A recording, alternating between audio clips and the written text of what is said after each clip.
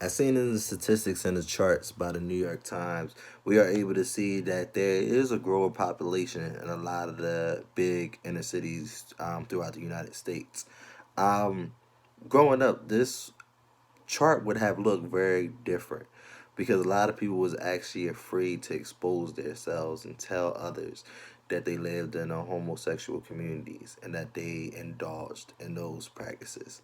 Many people would have basically not socialize with them because of their appearance or the way that they acted or the things that they involved themselves in, especially within the urban community.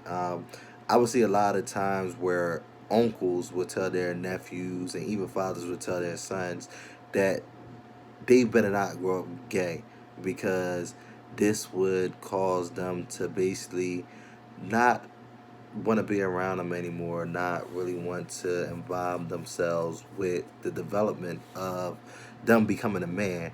Because a lot of men in the urban community tend to think that if you're a gay man, this tends to take away that man identity from you, and it takes away from you becoming the best man that you possibly can because you have feminine traits.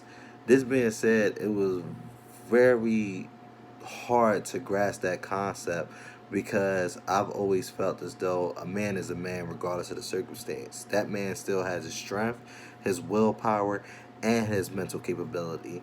So a lot of people tend to think that just because a man is a homosexual man, that he doesn't have the capabilities of a quote unquote regular man.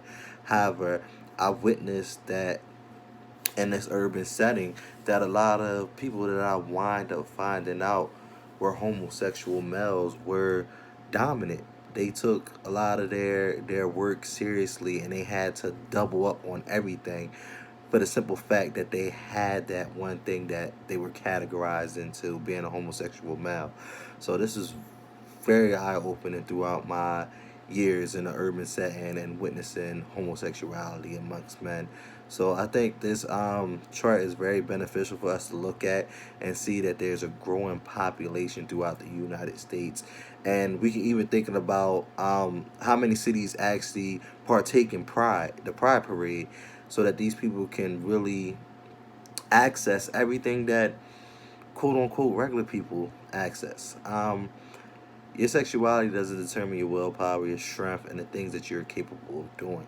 And I feel as though we must continue the push and drive.